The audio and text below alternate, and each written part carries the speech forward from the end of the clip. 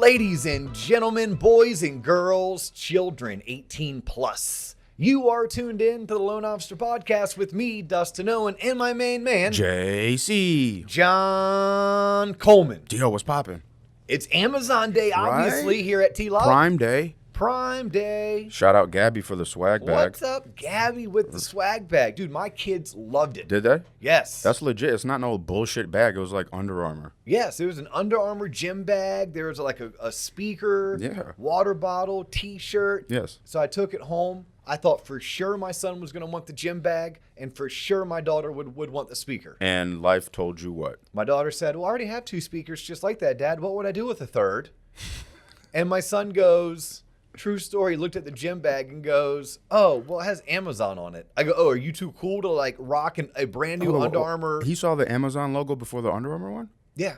And it threw him off. But he goes, oh, that speaker. And my daughter's like, oh, the bag. I go, what are you going to do with that bag? Like this girl has like specialized bags for her dance uniforms. Yeah. She has her own, like the rest of us share luggage. Yeah. No, my 14-year-old has her own luggage. Right. She's like, Dad, I can always use enough bags. I'll use this one specifically for sleepovers. You don't even know your kids anymore. And then all of a sudden, my wife's like, what is that noise coming up from upstairs? I'm like, oh, Jackson's using his new speaker. Oh, it's legit? Yeah, while he's in the shower. Good for Jackson. Yes. See, the gift that keeps on giving Yeah, is the so, TLOP hey, viewers. Thank you. Thank you, Gabby. And I think this was all like stuff that they had at their swag table because she was in Orlando because Yep. she lives up in Mass. Yep, shout out Mass. She was in Orlando a month ago now, and I'm sure this was like their leftover swag. We love free gear. Yeah, please. We love free Please, gear. we're not- We love Send that shit. Yes. Well, and look, if you don't watch us on YouTube, you probably don't 100% follow what we're talking about. But on our YouTube channel, which by the way, we love it when you go onto the YouTube channel and subscribe and you ask others to do the same. But we like to have a centerpiece and we change them out. Sometimes football helmets, sometimes they're bottles of whiskey or tequila, or you never know what JC's going to find. Yeah. And he always surprises me. Yeah. And today it's Amazon. Yeah, so feel free, folks. Yep. Business items. I was on TLOPonline.com, our website that we launched in January. Yeah. Because the TLOPers, Demanded fans so. of our show, they demanded so. They wanted more content. Yeah. They wanted sales videos, training videos. They wanted PDFs and Scripting, workbooks and yeah, scripting. all kind of stuff. All the things that I'm like, look, I can't really just put that on a podcast episode, but let's create a website. All right. Dude, we're up to over 1,200 What?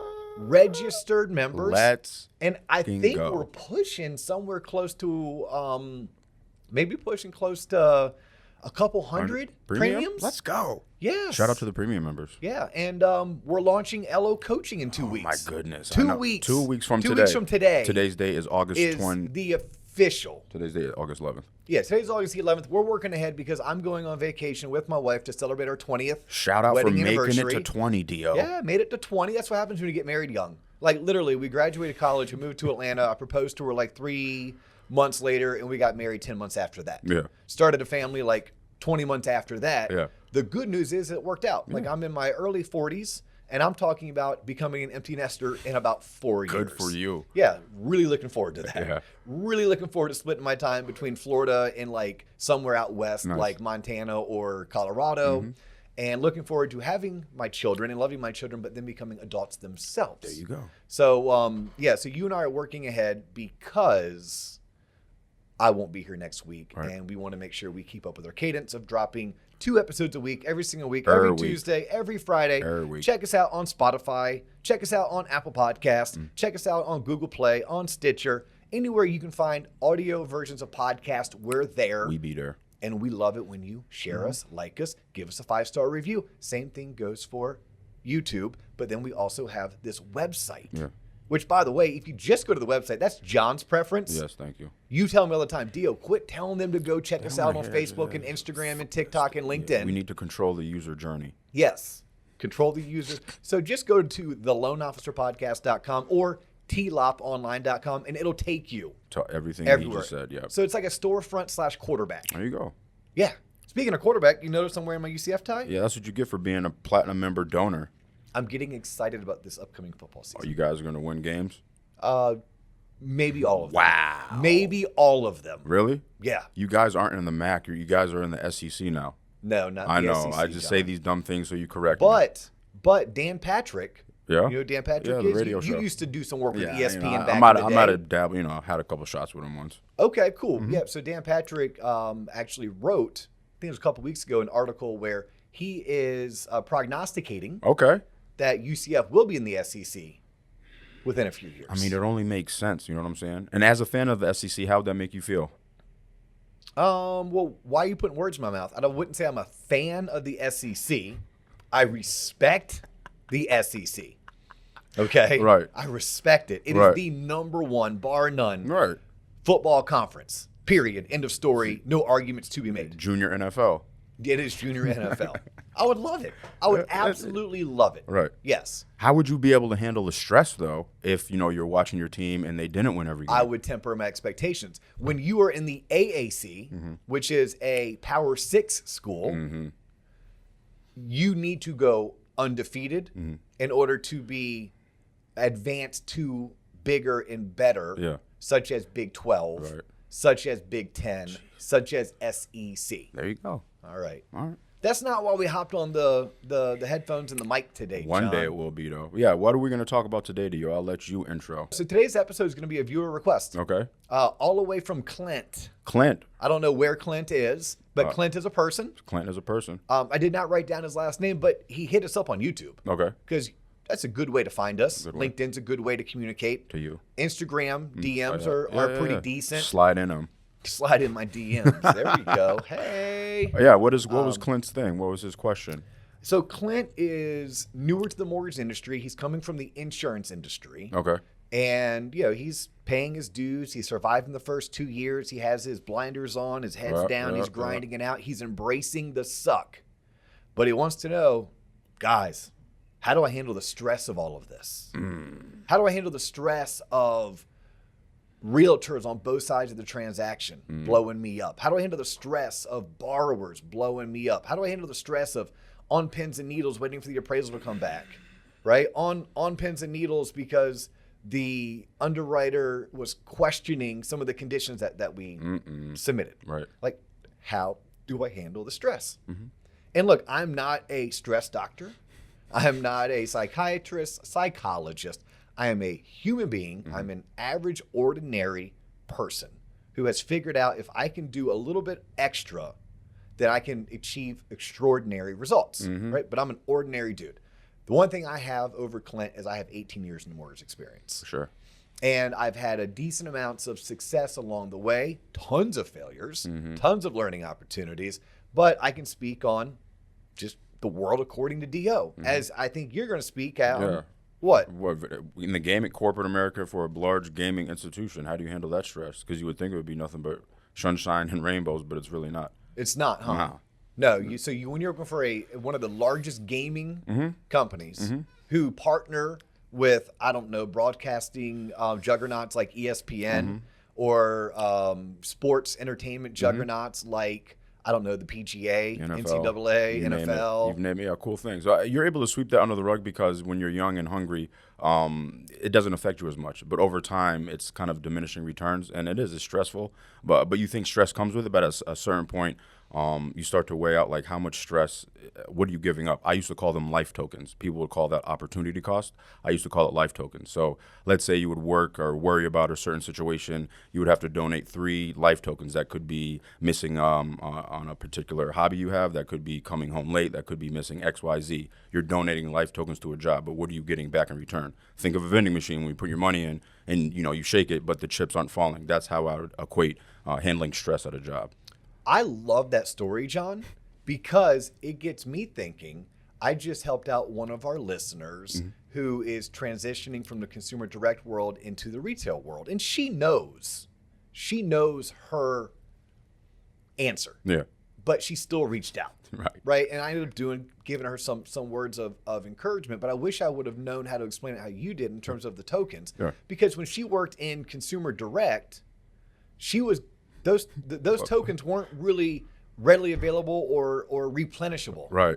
When you're working for yourself, I promise you can find a way to make those tokens. Oh, for sure. Yeah, almost to where like they're never ending. Right. Because you're building something that someone can't take away from you. So hopefully for Clint, he hears you and is like, yeah, that's cool. I love the token analogy, hopefully he's building something that no one can take away from him. Right. I'm going to start with the boring. Yeah. So you shared your token story. I'm going to start with the boring that y'all are not going to want to hear this, but it's the freaking truth. Okay. It starts with how you treat your body. If you want to talk about how to handle stress, how are you treating your body? What are you using for fuel, which is nourishment, which is our diet? And what are we doing in order to exercise it? So, sidebar, but it goes into today's play. Yeah. We all are on a diet. I never, ever want to hear someone ever tell me, I'm on a diet. I'm like, so am I, motherfucker. Like, so am I. Yeah. Is your diet a healthy diet or an unhealthy diet? Because we're all on a diet. So dieting, I don't quite understand it. Let's rephrase that. I eat healthy or I eat like shit. Right. All right. And by the way, eating like shit could mean I skip meals.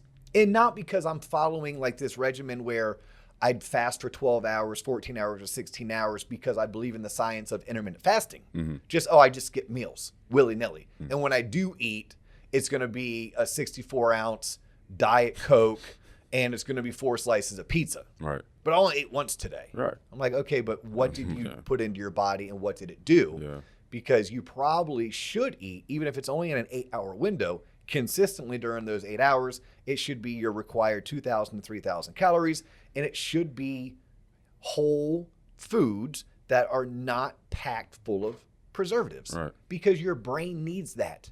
And when your body feels good, your body functions well, the chemicals in your body shoot up to your brain, and it tells your brain to think better, to be less foggy. So I think it's going to start there. People are stressed out. How much are you drinking? How much are you smoking weed? Mm-hmm. Right? Because I promise you, it's going to play into your stress levels. And then what are you doing on the daily to get out and exercise? And I'm not saying you have to go do CrossFit or Pilates or yoga. I'm saying go move your body 50 minutes, 4 days a week. It could be walking the neighborhood after you eat dinner. Mm-hmm. That's great for digesting your food. It could be going to yoga Tuesdays and Thursdays, and it could be running on Saturday and taking a bike ride on Sunday. Mm-hmm. But 50 minutes, 4 times a week at a minimum. When you do that, it's going to release chemicals in your brain. So I could go on and on and on about this. I've sat here for 200-some episodes with you, and I did not think you would lead with fitness. But when did this point come for you? Like, because you're in shape, you're in really good shape now. Mm-hmm. But if I asked you this when you first got in the industry, would you have led with, I got to be in shape? Because you weren't always this in shape, were you? I always like to exercise. Okay. Yes. Okay. Yes. And no, I'm the most fit I've ever been in terms of like being an endurance athlete. Mm-hmm. But I used to always lift. Okay. And I would eat purposefully to lift a certain way. Okay. And I remember in my heyday of producing, like I had this team where I had a junior LO, a loan officer assistant, and a loan partner. And we were cranking out our 12 to 16 loans a month. Plus I was managing 3 branches at the time, growing it to 5 branches at a time. And they knew the me that rolled in if I did work out versus the me who hadn't been in the gym in 3 days. The me who didn't go to the gym for 3 days was a much bigger asshole than I am normally. Right? Like I had no jovialness in me. I had no room for like flexibility. I was just kind of, the way I get when I'm late going somewhere, I had that type of anxiety almost always. Right. And then it was the reading I've been doing the past 3 years. It was the life lessons learned doing 75 hard, not once, not twice, but 3 times. Right. And starting to study it, that I was like, yeah, this makes sense. Right. Like I knew it 10 years ago just by people's own feedback to me. Mm-hmm. And yes, how I felt. And then if I went back and I started saying, having some aha moments. That's why I was that way. That's why. Yeah. Everything from the drinking. Like, if I stayed up late on a Wednesday night drinking, I wasn't my best version of me. You would think you would cope because you had a bad day Wednesday, go home, take a couple shots, you ease go, play games in your mind, ease off, and you wake up the next day feeling like shit, and you're not really off on your best foot. Yep. So I would start there. Okay. The second place I would go, especially for mortgage loan originators, understand what you're doing. You may have to write this down. and put everything in perspective, because I think it's how you frame your message. If you want to get caught up in the appraisal coming in low, or arguing with an underwriter over a condition, or having a combative borrower because they feel like they've already sent you enough information and they shouldn't have to send you any more, or a title company is saying that you didn't send the title order when really you did, but it went to the other email inbox and not the one that they were checking. Like, all of the rigmarole minutia that we have to deal with, that could stress you out, that could bring you down. So strip that out, because that's not the core of what we do in the mortgage industry. What we do in the mortgage industry is we change lives for the average everyday consumer, our fellow citizens, the members of our community. We impact and change their lives. Now, we don't impact and change all their lives the same. Let's not be that naive. But just like a teacher doesn't impact and change all the lives of every student, but a teacher every year, every semester, every class will have a student or three that will forever remember them, because they did something or said something that left such a positive impression. And then those three people will take that life lesson and they'll go teach it. We as mortgage professionals, especially mortgage loan originators, we have that opportunity to teach everyday, ordinary citizens of our country, of our communities, the basics of personal finance, of financial literacy. We can help them achieve the dream of home ownership. They don't want a mortgage. Nobody wants a mortgage. They want a home. They want something they can call their own, something that'll help them build wealth. We do that. We, a lot of times, though, lose perspective of that. That needs to be written down. That needs to be posted on your wall, in your workstation, in your car, somewhere carried it with you, that you are changing lives. And if you don't think you're changing lives, then I'm going to ask you to double check and yourself, have a long, hard conversation with the person in the mirror, because maybe you're not addressing or approaching your business the right way. Now, the second thing that we do that I think needs to be addressed is that we work for ourselves, most of us, right? Most of us are 100% commission saleswomen and salesmen. Right? We have unlimited income potential. Even if we don't have unlimited income potential, maybe you are a mortgage closer, a mortgage underwriter, a mortgage processor. Cool, that's fine. You work in an industry where you are highly paid. Look at your W-2 compared to the W-2s of the borrowers that you are either processing or closing, underwriting. How do you compare? And then you start asking yourself, well, what did I have to do in terms of like formal education? Now, what did you have to do? You had to get in. Someone had to take a chance on you. You had to prove yourself. You had to work your way up. But you didn't have to go and obtain some kind of a bachelor's degree that could have cost you somewhere between $24,000 to $104,000. You didn't need a master's degree. You didn't need this type of residency or internship. And we have that opportunity. So I think we have to look at the income earning potential. And for many, especially the mortgage loan originators, it's untapped. It's uncapped. It's uncapped income potential. So when I'm handling the stress, I'm having a stressful day, Clint, first and foremost, I'm going to remind myself that, Dustin, your job is not clearing those conditions. Your job is changing lives. You do so every time you get an opportunity to talk to a borrower. So this is a small price to pay for me to help change a life, to positively impact my community. Dustin, your income potential is off the charts, especially compared to other people that are part of that same community. So all of this noise that's stressing you out, there's a reward for it.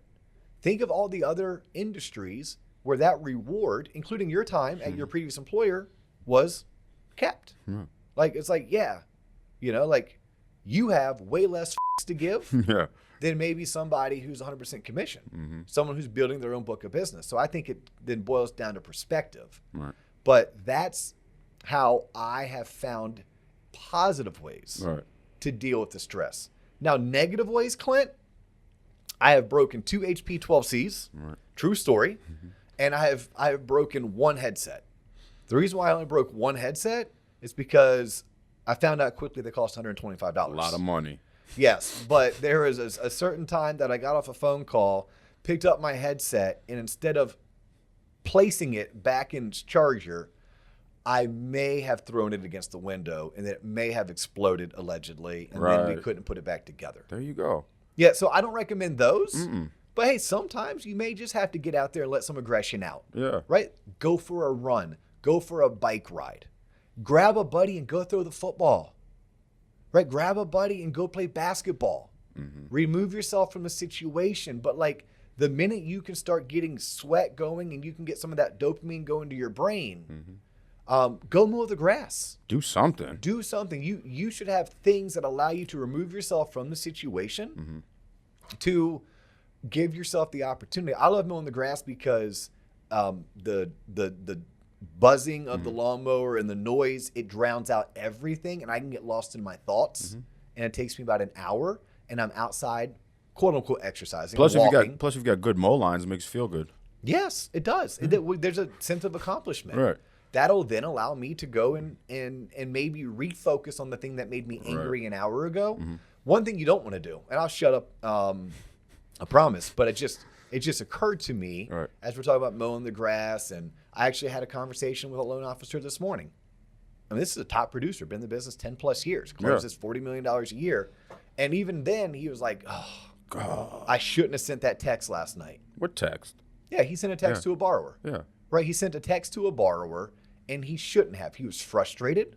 He had had a long day at the office. Yeah. Borrower started blowing him up, and instead of just not replying, Got snippy. he replied and got snippy. And this morning he had to deal with it. So I think that is maybe a last point I want to make is when you're feeling stressed, it's okay to take an hour to remove yourself from the situation so that you can come back and regroup. It is not okay to put your head in the sand and hope it goes away. It's a terrible response. It is not okay to kick that can down the road and you'll get to it 2 or 3 days later. Right. But I think it's perfectly acceptable to not respond or do nothing for at least an hour or two. Yeah. Especially if it means that you're going to go find what it is that can help you find a better mental state. Yeah. And I learned this as a youth sports coach. And then I later was reinforced it when my son started playing varsity sports at the high school level, at which I wasn't coaching. When I was coaching, and I learned this from a more seasoned youth sports coach, told the parents, look, I don't talk about the game right after the game. I will talk to you about the game if you have concerns about our strategy, about, little Jesse's playing time. We will discuss that the following day. And I started thinking, well, in business, how could that apply? Well, if I'm super stressed out, annoyed, when I get annoyed, I get angry. So for me, if I'm angry, maybe addressing it immediately isn't the best. But I also can't wait until 3 or 4 days have passed. Right. So I need to have a certain time frame that's going to be acceptable to the counterparty. Right. But also is going to allow me to process thoughts, calm down, open my mind, think things through, and maybe I need a distraction. Right. So I notice people in our office walk the parking lot. Concourse, whatever you call it. Yeah, walk the parking lot. Get out and do a 15-minute lap around your parking lot, around your office building. Yeah. Remove yourself from the situation for a short period of time. Do something physical like walking, and then go back and reassess. Right. Yeah. Yeah. I'm not going to articulate this the right way because, my viewpoints, but what I learned the best is in the grand scheme of things, I know you do with mortgages is very important, but in the grand scheme of things, whatever problem you're dealing with, nobody cares and it really doesn't matter. In the grand scheme of things, because there's a lot of times I've looked back and I've lost hella sleep over things that I thought mattered, but 5, 10, 15 months, weeks later, I realized why the hell did I do that? And then you just end up burning yourself. Look at my hair. This shit isn't from genetics. This is EA Sports' fault. I had a full head of hair when I started. Because you just worry about stuff that really, in the moment, as you should care about it. I'm not saying go willy-nilly. You just need to be really decisive, again, going back to life tokens. How much am I willing to invest of myself in this problem, knowing that it's going to get resolved? I'm not going to drop the ball. This person's not going to end up homeless if in a mortgage situation. This asset, this screenshot is going to get out. This video game will be released. And it's just putting things in perspective. I love that. We have something in my household that I live and love. a worrier, like a worrier. Oh, worry. Okay. Worry, like she worries okay. all the time Gotcha. about everything. Yeah. And I just say calmly, I learned this from the FBI negotiator, never split the difference, Chris Voss, Right. in my Sunday evening radio voice. Radio voice, jazz. Yes, jazz radio voice. Is anyone dying? Is anyone hurt? Then it's going to be okay, because the answer is typically no. No one is dying. Mm-hmm. No one is hurt. Then it's going to be okay. Mm-hmm. It's going to be okay. And something that I try to teach, especially loan originators, I go, this is one transaction of thousands that you're looking to close. Right. You can't bat 1,000 on all 1,000. You can't be perfect. Right. Right? What is important is that you learn from this. What is important is you understand, hey, it's going to be okay. No one is dying. Mm-hmm. No one is hurt. It'll be okay. It sounds corny as hell, but in the most difficult situations, that's when you learn the most, and you just have to go through it. And then it's always when you look back, when you have the kind of post-mortem of why did that happen? Why did I do that stupid thing? It could be your fault. It could be someone else's fault. It could have been out of your control. But it's always the ability to reflect back, I think, is key. Yeah. We talked about this a few episodes back, maybe a couple weeks ago now, where I was all pumped up after listening to the Jocko promo video. Good. But I think that way. Look, you just lost your best realtor because a transaction went sideways. Good. Because that pain is going to force you to figure out how could you have done that differently and better. Yep. And it may have been good. It teaches you the reasons why you need to continue to prospect. Because if that particular realtor is going to judge you based on that one transaction and not the previous 5 or 50, then they weren't really the best referral source for you. Mm-hmm. And if what you did was so heinous that it deserved being fired, then learn from that so that you don't do it going forward. Right. But in most markets, there are thousands, if not tens of thousands, of potential referral sources. Mortgage loan originators and other salespeople who rely on referrals probably only need somewhere between 1 to 3 dozen of thousands, if not tens of thousands. Mm-hmm. So that one transaction where no one is dying as no one is hurt, it's not worth the stress. It is worth you caring. It is worth you doing your best possible job. Yeah. Right? It is your reputation. It is your word. It is your brand on the line. Right? So how much pride do you take in yourself? But it's not worth it. So we need to find these coping mechanisms, whether they're words that we have written down, whether they're physical activities that we know to do. I think this is how you deal with it, Clint. Like, this is an overall episode based on our experiences working in the business world of how to do your best to cope with stress, and then understand finally, you're not always going to win. Mm-mm. There's going to be days that you allow the stress to get to you. Yeah. There are days today that I still allow myself to get angry.